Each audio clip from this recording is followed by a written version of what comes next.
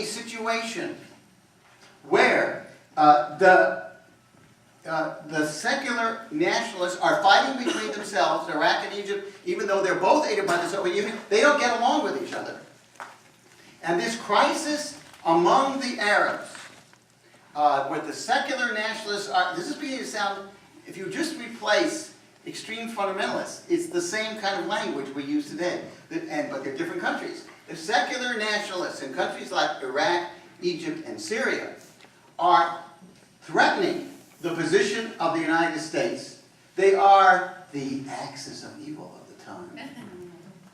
And the Soviet Union is becoming more and more nervous about the Arab allies fighting with each other and therefore weakening the Soviet position. So the Soviets dream up a crisis with Israel. Nasser is at first reluctant, but ultimately we have the lead up to the 1967 war and the Six-Day War. And for those students who may not know what the Six-Day War is, I don't see too many of them here, and I'm sure the people here know, this was a crisis in which the leader of Egypt, Gamal Abdel Nasser, said, after the beginning of this crisis, in which he seemed to be winning, he had tossed out a peacekeeping force between Egypt and Israel, and he said, we have reversed the results of 1957, the results of the, in other words, the aftermath of the Suez Crisis, when Israel gained a buffer with Egypt on its border, so we reversed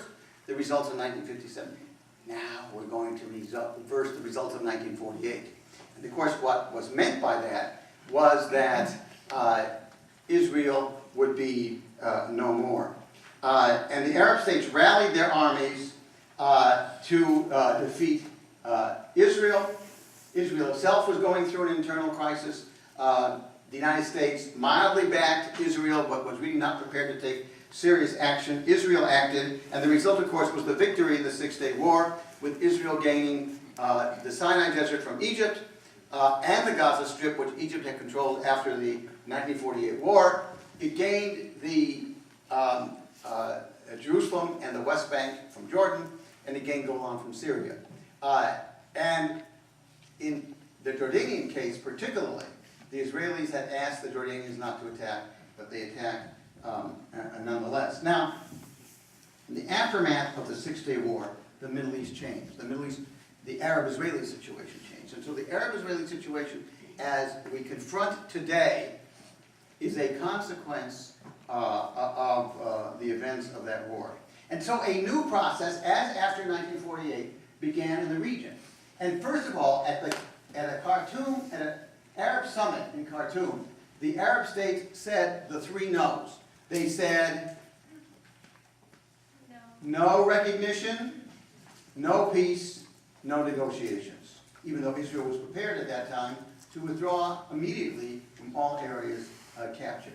And the Arab states set about trying to regain their, to reverse their humiliation, to regain their status.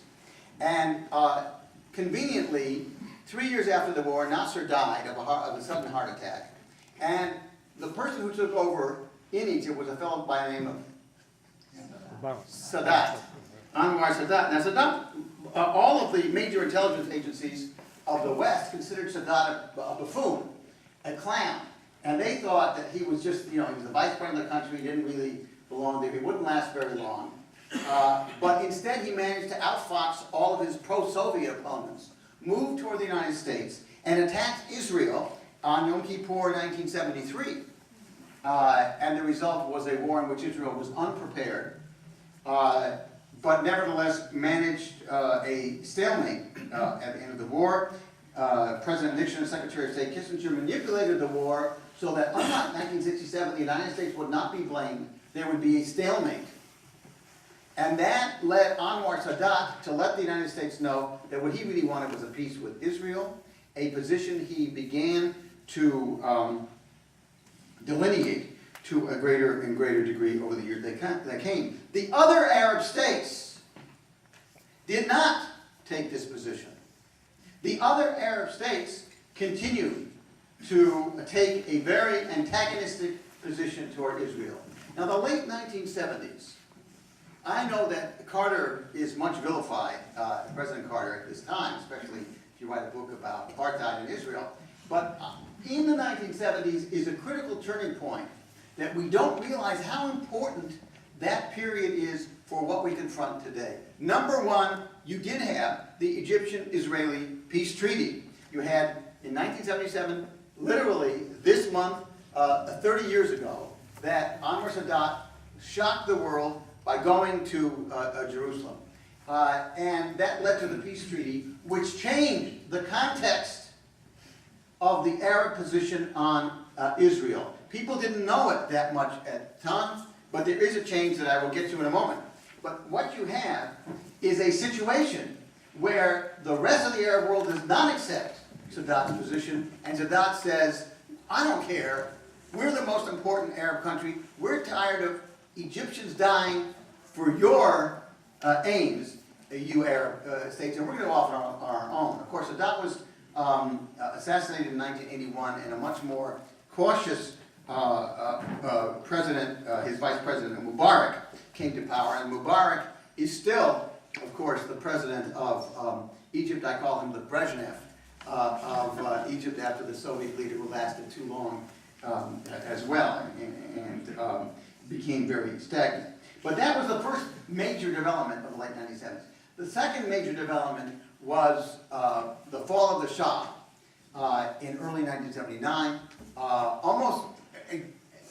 exactly coterminous with the Egyptian-Israeli peace treaty. So for Israel and the United States, Egypt was gained, Iran was lost, which was to prove a very devastating loss indeed. I had an opportunity to have a conversation at his request with then Governor Reagan in this period. And he said something very interesting, a president not known for his, shall we say, understanding of international affairs or his understanding of details. But he did have, interestingly enough, a very clear picture of where he wanted to go. And he said the fall of Iran, if it happens, a few weeks before the Shah fell, will mean that Israel will be more important to the United States than ever. And I think he was quite prescient, because that is exactly what did happen. So Walton Mearsheimer, the two, and I'm a little ashamed that they're colleagues of mine, and one at Harvard and one in Chicago, take that. The United States doesn't act because of the Israel lobby. It acts because of its own strategic interests in the Middle East. And we put so much weight on Iran that you take Iran out of the picture as a pro-American ally, that willy-nilly Israel was bound to become very important to the United States. And indeed, if someone asked me, and I'm going to ask me now, what is the event, the most important event in turning what was a very skeptical American government toward Israel into a government that's much more sympathetic toward Israel?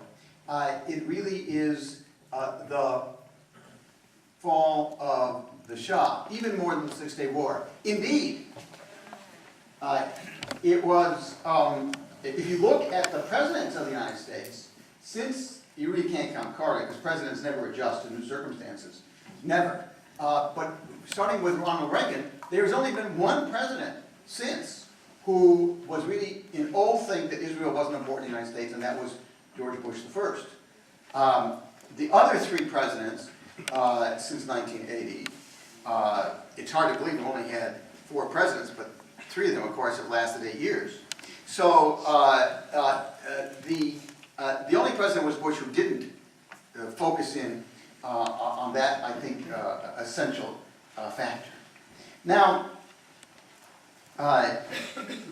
the period since 1980, in what I call the challenge of Iran, has certainly been punctuated by many crises and situations. But to summarize them, they revolve around 3 countries.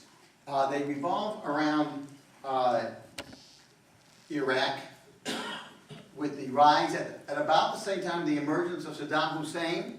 You know, you ask yourself, what happens to, if you try to analyze leaders, what happens to someone who's a lawyer?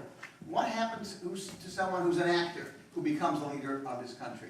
Well, this was a country which ended up with a leader for many years who really, by his late teenage years, was an assassin. He was trying to assassinate the leader of his country.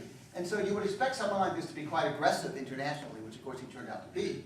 And Saddam Hussein really emerged on the international scene in 1980 by attacking the new government of Iran in an attempt to gain territory and to take advantage of what he thought after the revolution was Iran's weakness. Instead, he only helped to contribute to the consolidation by the mullahs of their power in Iran. Thank you very much, Saddam. And because of the hostage crisis, the United States did not do what it did in 1991 when he attacked Kuwait. It did not move to oppose Saddam Hussein because he had our hostages in our embassy, as you will recall, some of you, at that time. Now, Saddam Hussein, of course, had led to an 8-year war between Iran and Iraq in the 1980s.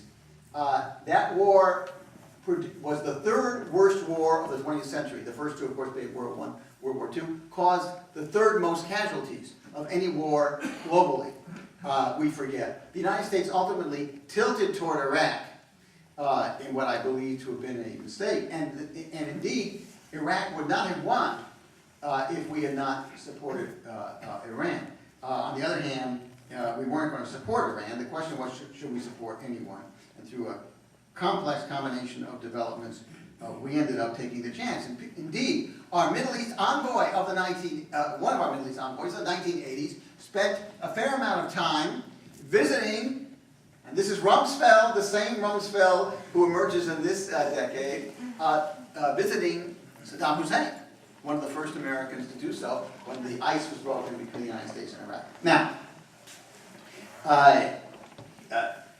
this led to his attack on Kuwait, the aftermath of the war when he was short of money, and that brought the United States in as an anti-Iraq, anti-Iran power. So the first set of crises, starting in the 1980s, was in Iraq. The second set of crises was in Lebanon, where the United States intervened again in Lebanon in a disastrous manner in 1982-83 because Israel had tried to prevent Palestinian guerrillas from operating against Israel in a large number of terrorist incidents, and itself had been mired in the Lebanese situation. We thought we could make everything right and made everything worse during the Lebanese Civil War.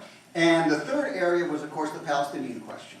Now, the Reagan administration was the first administration since the Six-Day War that wasn't that interested in the Palestinian issue. Yes, Ronald Reagan had issued a plan for settlement between the Israelis and Palestinians. A plan that doesn't sound so bad today, but sounded very bad to many people in Israel and elsewhere at the same time. By now, of course, Israel was being ruled not by the Labor Party, that had been the party in power from 1948, in fact even earlier during the pre-state days, until 1977. But now Menachem Begin and then later Yitzhak Shamir were the prime ministers through most of this period. They had a very different view of what should be done, and they didn't like, Menachem Begin did not like the Reagan plan, which talked about a confederation between Jordan and the Palestinians, but gave Jordan the prime role in the West Bank, which personally I think we would have been better off with than what we have today. And ultimately, as a result of the Lebanon War, it appeared that the United States and Israel were in a much stronger position, especially Israel in the West Bank. And the Palestinians, in frustration, on December 9th, 1987, as a result of a car accident between Israelis and Palestinians in Gaza, erupted in the First Intifada, which we have to remember was a much milder affair at the end of the Intifada, Israelis were being knifed and killed, but mostly it was stone throwing. There was no talk about suicide bombings and the like. Now, the Bush administration was not particularly, as I said earlier, sympathetic to Israel, leaned towards Iraq at first, but the result was, and was afraid of Iran, didn't want to touch the Iran issue, had no policy on the Iran issue, because to George W. Bush, to George H.W. Bush, that was nothing but trouble. So now what we see is a situation, as we get to the Clinton administration, where the Palestinian issue is in turmoil, the Iraq issue is quieter because the United States has intervened, but we haven't gotten rid of Saddam Hussein, but we have him in stalemate through sanctions and inspections. And the Iran situation is just simmering along. So the Clinton administration comes into power. I had the opportunity to talk to Clinton as well. I was one of his campaign advisors. I once fell asleep on my lap. One of my briefings.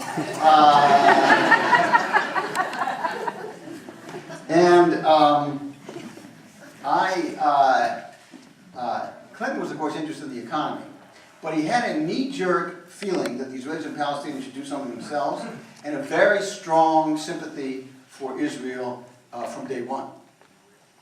So the Clinton administration was really focused on the Israeli-Palestinian issue. And very early, they issued a policy called dual containment, where Iran and Iraq would be left aside. They wouldn't be the key issues. We would try to contain them, which means ignore them, I think.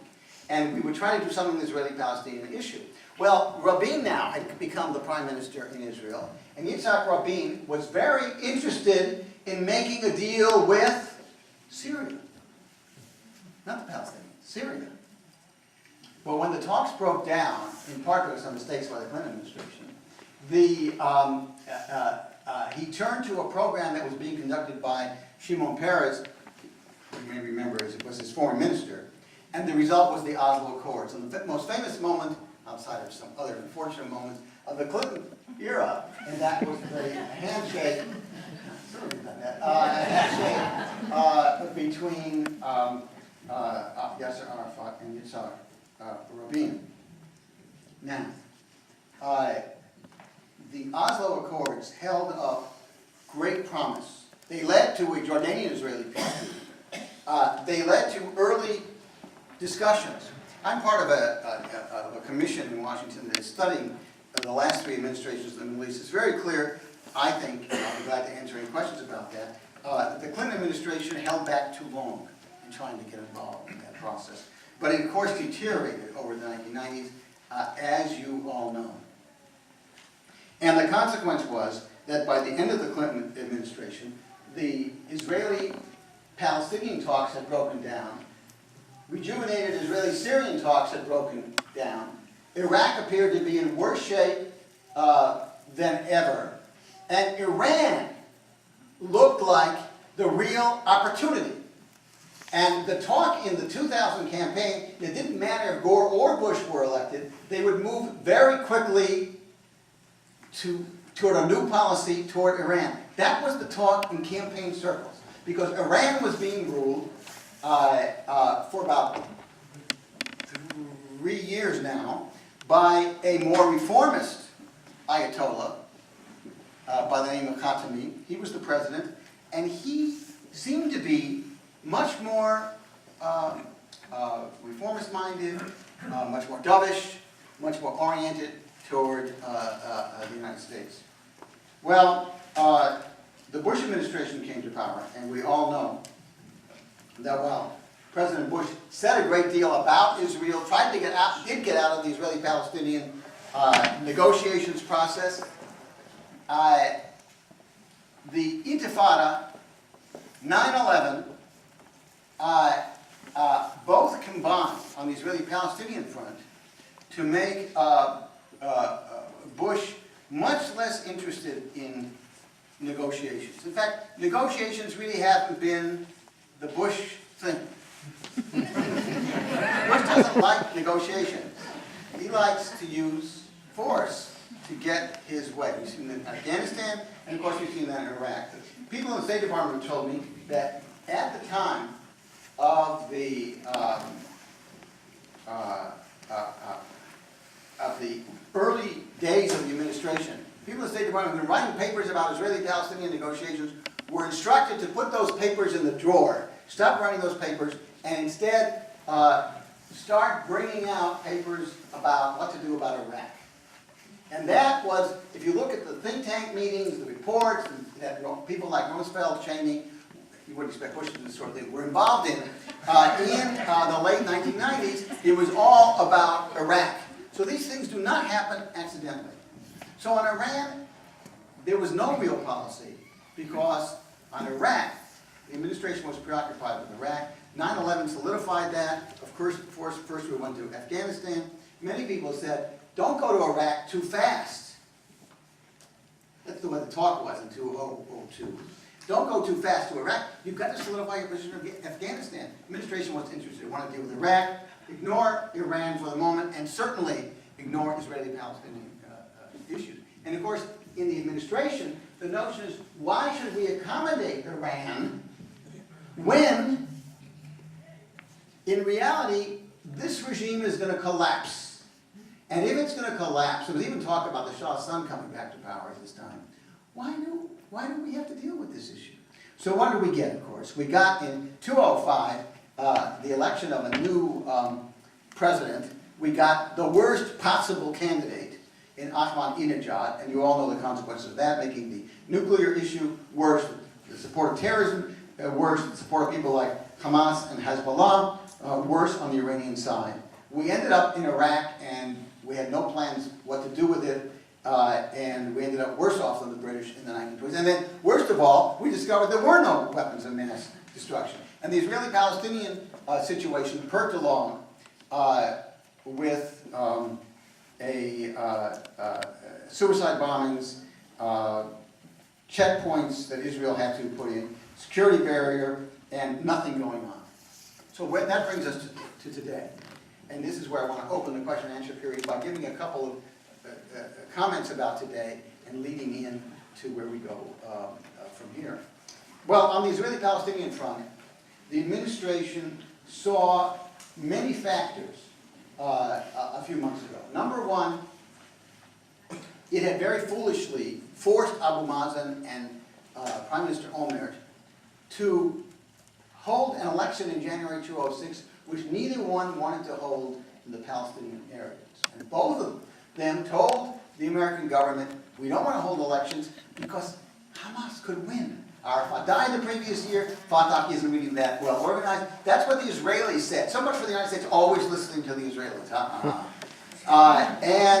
Bush said, no, but I want elections because that means democracy. Not noticing that you need to have a social infrastructure, institutions ready to have elections. Duh. And so we ended up with Hamas, which led to that situation spiraling out of control. And ultimately, we gained, in June of 2007 this year, got the Hamas forces kicking out Fatah under the leadership of Abu Mazen, and we now have two Palestines in a complete mess. So the administration answer was, in the light of everything else falling apart in the Middle East, and in the light of everything falling apart on the Palestinian front, and in the light of the war last summer, where Hezbollah had been very seriously weakened, but not weakened enough by the end of the war, the administration talked about having some sort of meeting this fall. In fact, the initial announcements were to see how the Palestinians are doing on the West Bank. And this has resulted in a planned Annapolis meeting, which will probably occur a week from tomorrow night, but nobody knows for sure, which will probably have some Arab ambassadors, but nobody knows for sure. The Arab leaders are meeting on Thursday, and which will probably have some sort of statements about what the Arabs and Israelis, and particularly Israelis and Palestinians, should do about trying to reach accommodation between the West Bank, not Gaza right now, and Israel. I was part of a task force that a couple of months ago tried to give the administration some suggestions. We were meeting with a group of ambassadors, and former ambassadors, American ambassadors, they all said, this administration needs help. They want to do something, but they don't know what to do. So what we tried to do was tell them what to do, and our most important, I think, recommendation was, don't put all your eggs in one basket. Don't have just one meeting. Have a series of meetings. You actually have, in Prime Minister Omer and in Mahmoud Abbas, the Palestinian leader, two leaders who want to do something. They have weak political situations, but if they were helped to do something, it would actually enhance their situation. Indeed, Prime Minister Omer has moved from a whopping 3% support in public opinion to, at one point a couple of weeks ago, 41%. That's a pretty big jump. And I wouldn't count Omer totally out of it. And he's not Wiley Omer is not quite as weak as he appears. But the United States has been missing from this process, and what we need is an effective American role. And what everyone is saying in the political and diplomatic elite today is that Secretary Rice just doesn't have it. She can't pull it off. Well, let's see if she does, but it's very doubtful. But it's not a question of Annapolis being the whole event. It's going to be a few hours. It's a question of Annapolis leading to a whole new structure of discussion that we haven't had since 2000. Indeed, the last discussion, official discussion, was in January of 2001, just as Clinton and Barack were leaving and Bush and Sharon were coming in, just about 10 days, 15 days between the two coming into power. And there were these talks in Taba. And in Taba, which of course is an old Israeli resort that the Egyptians took over as a result of the peace treaty. And the talks were to go see Balin, one of the most dovish political figures in Israel. Barak was too busy with the campaign he gave him to, and they went very far.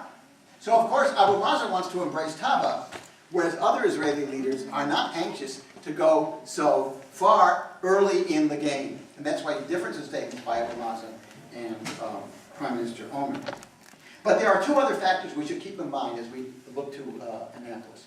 Factor number one is that despite the problems of the Hezbollah war, Israel has somewhat resurrected its deterrence. And that's one of the factors that has led to Omer's sudden recrudescence in an event that occurred on September 6th.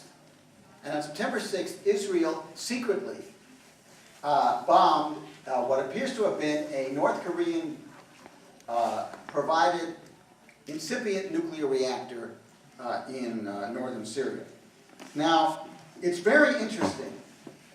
Uncharacteristically, the Israelis have been very quiet about this. And the Israelis never are quiet about such a great success like this, but they've been very quiet. Israel is known as one of the leakiest countries in the world. If you say hello to an Israeli privately, you figure that that's going to be the press the next day if you're a leader.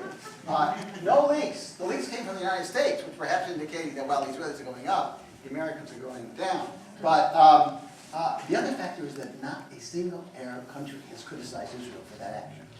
Not a single Arab country. Now, it was helped by the fact that Israel didn't say anything, but it also is very instructive.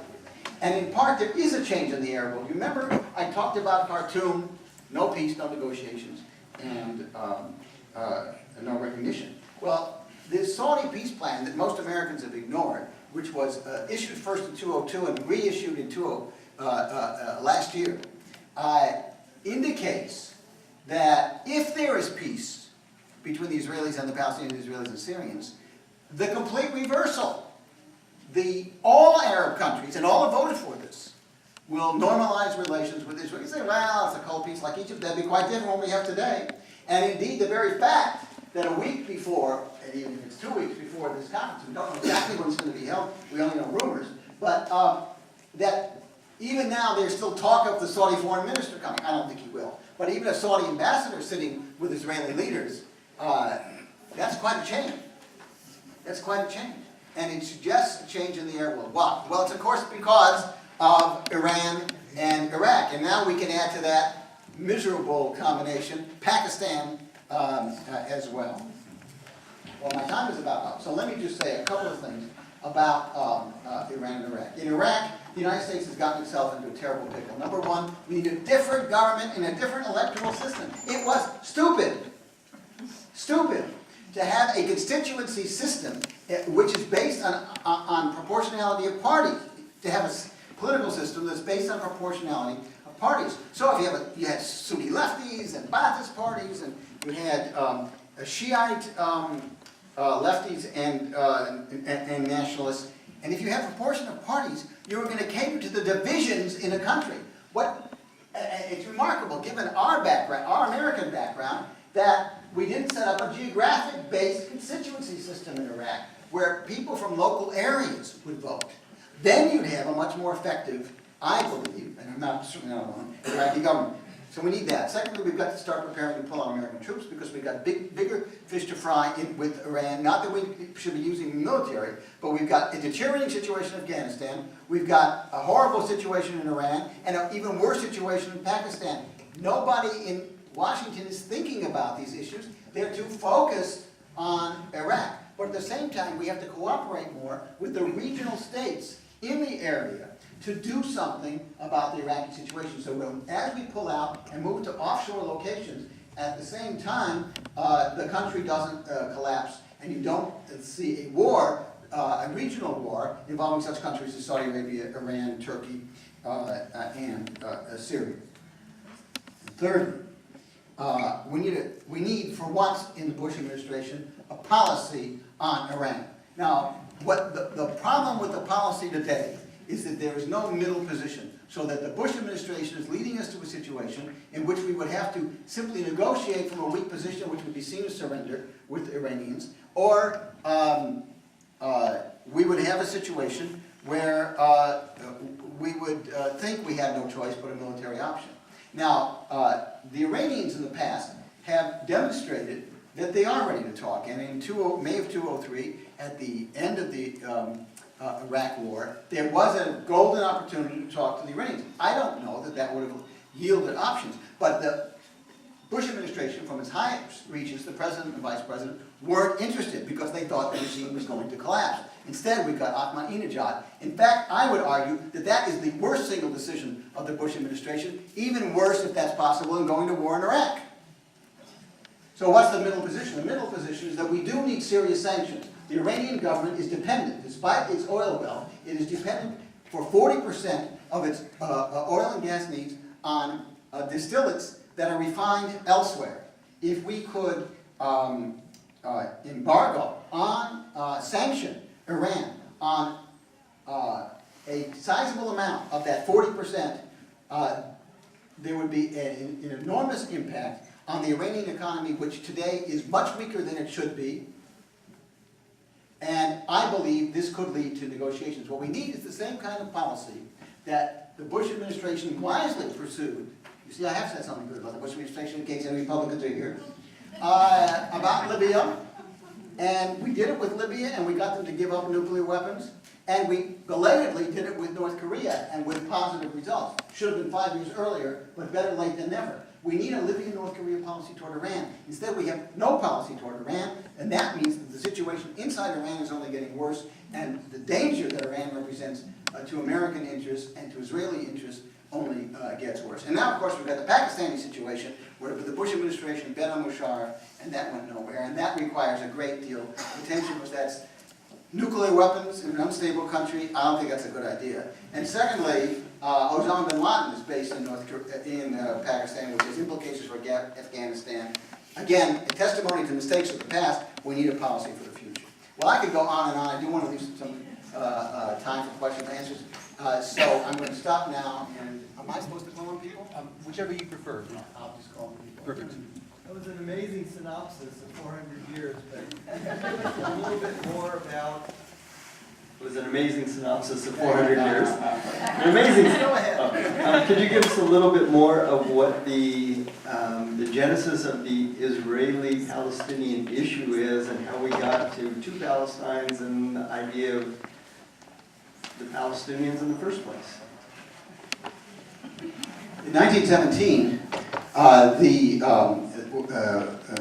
you remember the Balfour Declaration, and when the British took over in what was determined to be Palestine, there were Jews present, who were a minority, a considerable minority, and Jews who wished to come to Palestine, but there's, of course, no question that an enormous opportunity was lost in the 1920s. Many more Jews could have come, and in the wake of later events, in hindsight, it's very easy, should have come.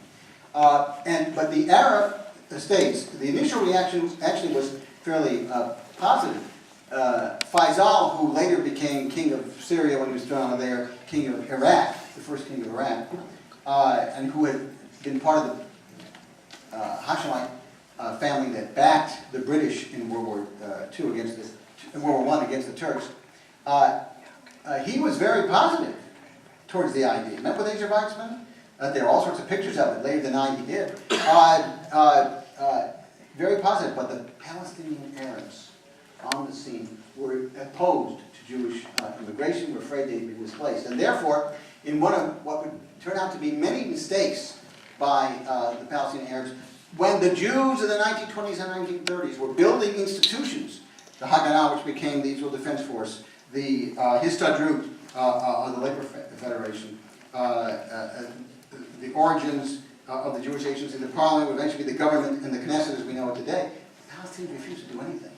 And in an enormous mistake by the Jewish pro-Zionist first High Commissioner, Samuel, when he appointed the Mufti, actually a distant relative of Arafat, as the first Mufti, Hashemi al-Husseini, the first Mufti of Jerusalem. He was an extremist anti-Jewish figure. So that you see the origins of the conflict in the 20s and 30s, and into the 40s, the Palestinians and the other Arabs, of course, refused to accept the 1947 partition plan, which was much more positive toward them than would be the case later on in the results of 1947. When they rejected and attacked Israel, of course, when you attack a country, you might lose. You take it, I mean, ask George Bush. You might have many highly deleterious consequences, and you can't say, as the Arabs tried to say, oh no, we didn't mean it. Too late. Of course, if you were destroyed, it would be okay, but if we're hurt, we don't mean it. And so the origins of the Israeli-Palestinian conflict come in these decades. The Palestinians, of course, were the great losers of the 1948 war, and for 19 years afterwards, you didn't hear much about Palestinians. But in the 1960s, as I described, when the Arabs were in the Arab Cold War, at war with each other, they began more than ever to use the Palestinian issue, that's when the PLO was formed and the like, as a vehicle to use against each other, really. And of course, it's very convenient to talk about Israel. But the Palestinians' real repossessions came in 1967. And there was a conflict battle in Karamah, in Jordan, near the West Bank, in March of 1968. And the Israelis saw a very odd figure on a motorcycle around the conflict. There was a battle, around the battle, seeming to direct, and nobody knew who this guy was, Arafat. Younger Arafat. You'd think of Arafat as old and frail, and not so in 1968. And of course, the beginning of hijackings and the like, you remember the hijacking of planes, blowing up planes, etc., of the late 60s, early 70s, caught the world's attention. One example where terrorism did work, didn't create a Palestinian state. So that by the 1970s, there was a real conflict going on as to whether it would be Jordan that would represent Israel or it would be ultimately the PLO. And through enormous number of conflicts and terrorist incidents and counter-retaliations in the 1970s and the 1980s, you end up in 1988 with Arafat beginning to talk about two states, and in 1993, by 1993 you have a deal between, or a supposed deal, between Israel and the Palestinians and Oslo. By now, the Jordanians are out of the picture, it's now the Palestinians, and then it's a question of, well, okay, how is the Oslo Accord of mutual recognition going to translate into an actual deal? I can tell you everybody knows what the deal will be. And it's just a question of who's going to negotiate it and when. But that's the in 3 minutes, the Israel-Palestinian conflict. Yes. I know that H.W. Bush tried and failed to tie aid Israel to freeze-on settlements, and I'm just wondering if you think that that was something that might have been beneficial to furthering the negotiations, and do you think that, you know, our aid to Israel should be tied to any kind of Israeli action? Did everyone hear that? Yeah. Well, the question is that H.W. Bush tried to tie freeze-on settlements to aid, and do I think that that's a good idea in the future to tie aid to settlements? Absolutely not. I deeply opposed the Bush action at the time. The part was tied to loan guarantees at a time when Soviet Jews were getting out in larger numbers. I thought that was an immoral policy. I said that at the time. I still believe it to be the case. That having been said, you have to remember that up to 1977, there were 5,000 settlers. There are now about 250,000. That excludes Jerusalem. And the Likud came in with a big settlement policy. I always thought personally it was a mistake. This Bush administration had asked Israel to freeze settlements in advance of Annapolis. And the Saudis have said they will come if they freeze settlements. It'll be very interesting to see what happens in the next week or two. One of the great mistakes after Oslo on the Israeli side, we often talk about the mistakes on the Palestinian side, and they're enormous in terms of incitement, terrorism, inability to get organized. Arafat couldn't handle things. Once he actually got to be the leader of the Palestinians, he didn't know what to do. But I think every Israeli leader, after Rabin said, including Rabin, said, oh, why bother with settlements? We're going to give it all away anyway.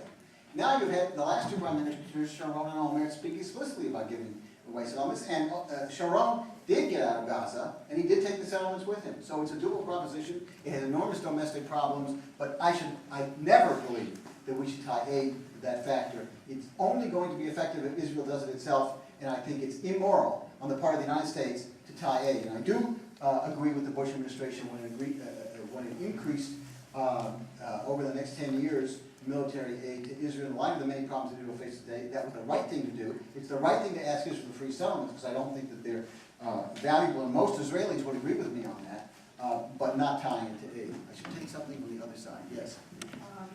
In reading, it's very upsetting to me what's happening in Pakistan, but also my biggest worry has been also Egypt. I remember when we used to say, if Egypt wants peace, there'll be peace in Israel during Nasser, because that was the saying. Now, I just read where a lot of the arms are coming through to the Hamas from Egypt. They're coming in massive orders are coming in. Could you elaborate a little bit what's happening in Egypt with the Muslim Brotherhood. Muslim Brotherhood. Well, Hamas is Muslim Brotherhood. Hamas is Muslim Brotherhood. The Egyptian government hates Muslim Brotherhood and they hate Hamas. So why aren't they doing more to stop arms going into Gaza? Number one, it's the Egyptian-Israeli peace treaty that limits their troops on the border, and the Israelis have given some agreement, but not as much as the Egyptians want in order to control Gaza. But more importantly, the Egyptians are afraid. That's why I call him Brezhnev of Egypt. The Egyptian government is afraid of being too tough on Hamas for fear of helping the Muslim Brotherhood in public opinion inside Egypt. So that they do want to do something, I believe, but they are so fearful that they're not taking the actions. This is extremely dangerous on the part of the Egyptian government, and I would not be surprised if the Israeli government reoccupies the zone on the border, on the Gaza side, after Annapolis, because they've got to stop the smuggling through the tunnels of these arms. It's the only way to begin to get a handle on the attacks on State Road, etc. But it has to do more with Egyptian internal weaknesses, and it's very worrisome. But it's not as if they're trying to break the treaty, quite the contrary. Yes? I'm getting a sneaking suspicion that you're a liberal. And so that we can have a little dialogue and you can help me. I have really sensed the liberal friends that I have are being anti-Israel because of the occupation.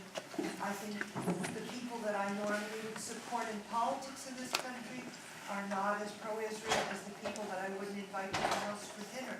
So I guess my question to you is, what can we do as maybe a Jewish community to help liberal, good, the knee-jerk liberal people in America realize that Israel isn't the boogeyman?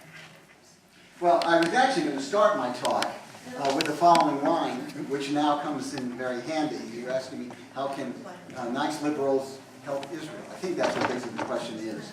I spent a good part of yesterday, and in fact I was going to drive up there last night and ended up driving this morning as a consequence, with a group of right-wing Orthodox Jews who think that the answer is only force, no negotiations, and it's either they are going to oppress us or we're going to oppress them, better for us to oppress them, and better to have a Jewish state than a democratic state, you know the line.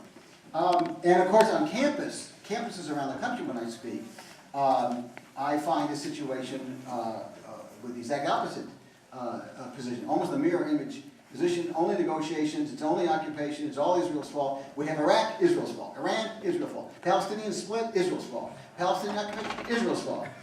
Well, it's much more complicated than that. And I think the kind of position that I represent is the answer. In fact, I was just talking to my wife this morning about maybe writing this up, because I think both sides, the colleagues I deal with, and the kind of, I think the kind of position that's very prominent in the American Jewish right, Orthodox community, evangelicals, fundamentalists in this country. I think some of the Orthodox Jews have learned a lot from the fundamentalists, unfortunately.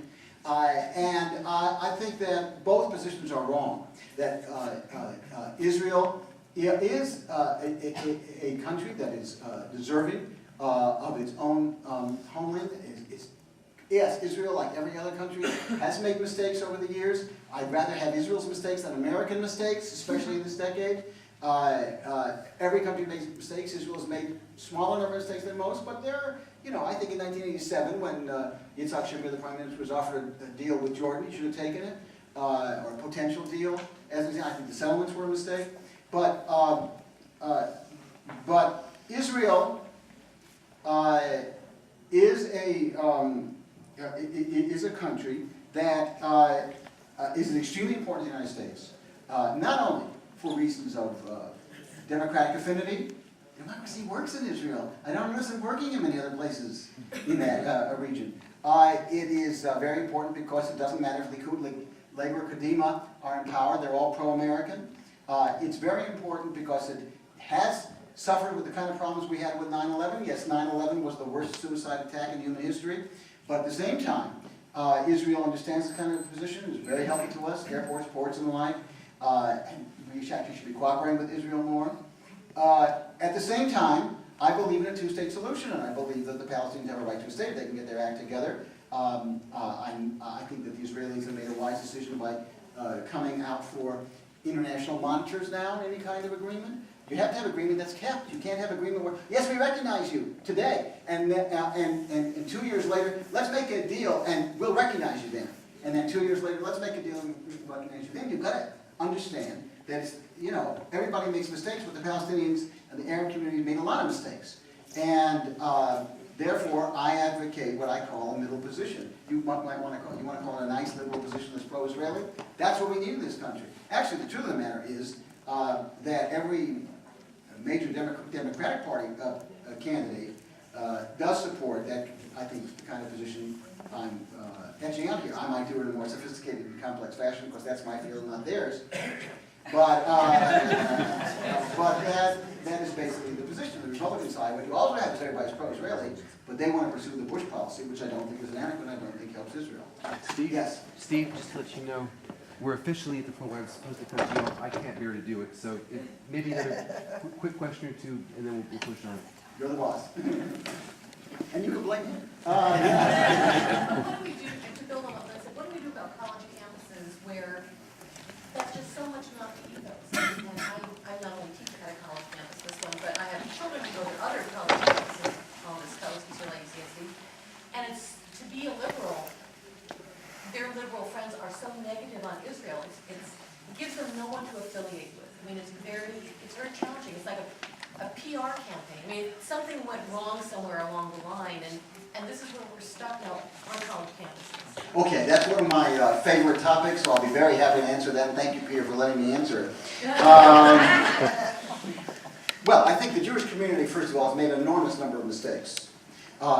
In the early 1980s, there was an effort to monitor campuses. It was disbanded because people didn't think there would be any trouble. And the people who were fired said to the people who fired them, mark our words, within 25 years you're going to have an enormous problem on campus. So, in the early 1980s, the Jewish community went to work on Washington with enormous results, but it forgot about the college campus. It woke up after 9/11 and discovered a very serious situation. So what was the answer? The answer usually is to fight the left with the right. Now, you've got some egregious people on college campuses. I mean, that includes University of California. On my own campus, there are people who don't believe Israel has a right to exist, and they teach that.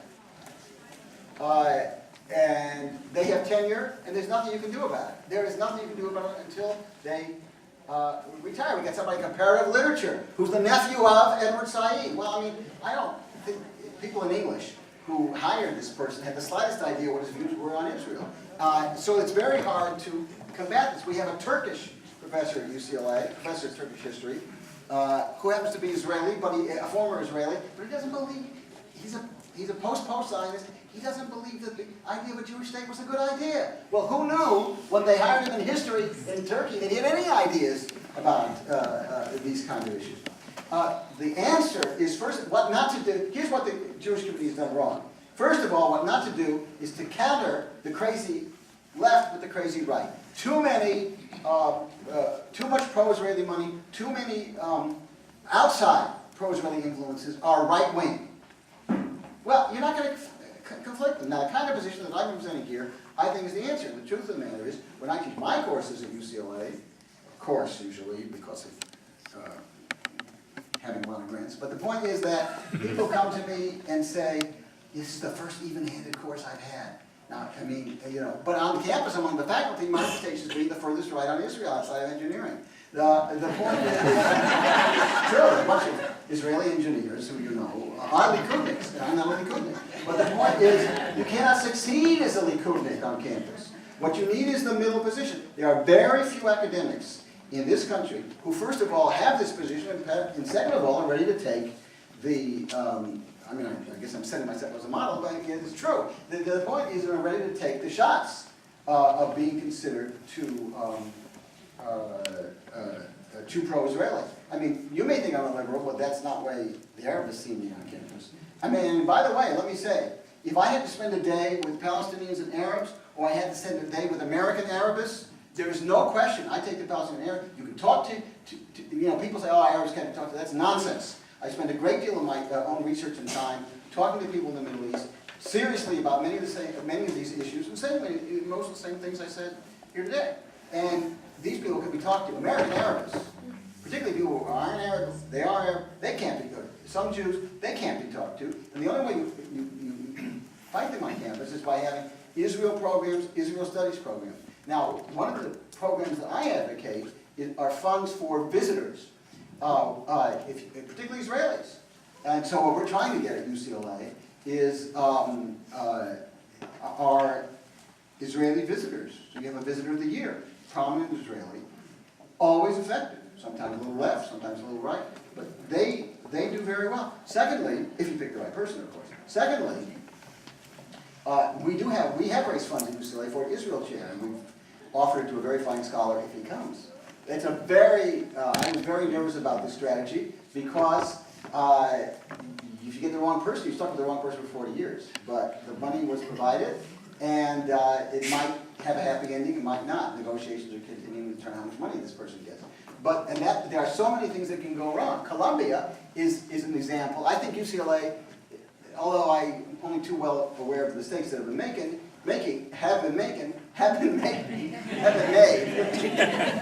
Talking too long, but at any rate, I'm only too aware of those of what we've done wrong, and where we've had some defeats. But we have a pretty good program. Columbia I won't mention some of the UCs, but Columbia is a great example of what not to do. because Columbia, every time you try to do something on Israel, it goes wrong. It goes wrong. And I blame, in part, the New York Jewish community. I blame, which ignored this. I was saying for years, Columbia's going to blow up sometime. I blame Columbia. And I don't think, from what I hear, there was finally an Israel chair given. I don't think the Jewish community is very happy with the results, if the rumors I hear are correct. So I think, with some exceptions, what to do right is UCLA. What to do wrong is Columbia.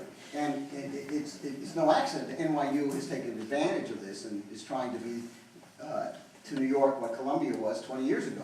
But so those are in Atlanta and New York, the two examples that I think are relevant.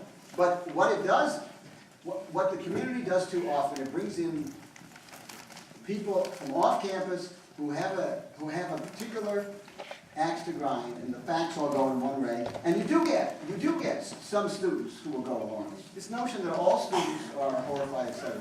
But what you don't get is an effective answer. And the only way you get an effective answer is this kind of middle of the road that I've been advocating this morning. So I'm going to talk about it further privately, but there are ways to handle this, I think. But it's a tough question. Do you want to call the last person, or is there no last person? I think that is really regret.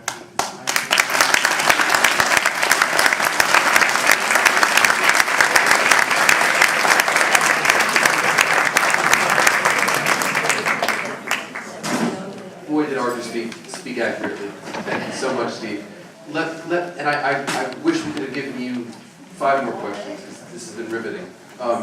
I want to set you up for what's happening next, which is the first series of breakout sessions. You've all got a schedule in your blue folders, so I won't read it all to you here, but I do want to let you know that while these are they're all, I think, really good sessions, and you should look at what speaks to you the most. One of our other special guest speakers has come all the way from Jerusalem to be with us today, and she's going to be doing breakouts in both the morning and the afternoon. So if you're drawn to Ricky Rosen, who's going to be giving a slideshow and talk around her book, which is called Transformations, from Ethiopia to Israel. It's on the subject of what's happening with the Ethiopian Jews, the next generation, as they make their way in Israel, and it's fascinating material. We're very lucky to have Ricky, who's been on a speaking tour in the States, and she is with us. All the other session topics are here. There are signs up outside the rooms, and go have a marvelous time, after which we will eat and carry on from there. I also want to mention one other thing, which is your folders also contain a questionnaire. So at whatever point you're ready to leave for the day, you can take just a second to fill out the questionnaire and give us some feedback so that we can learn what we can do to improve on the event next year. We do know about coffee urns and parking. I'm sorry about that. Go enjoy. Thank you.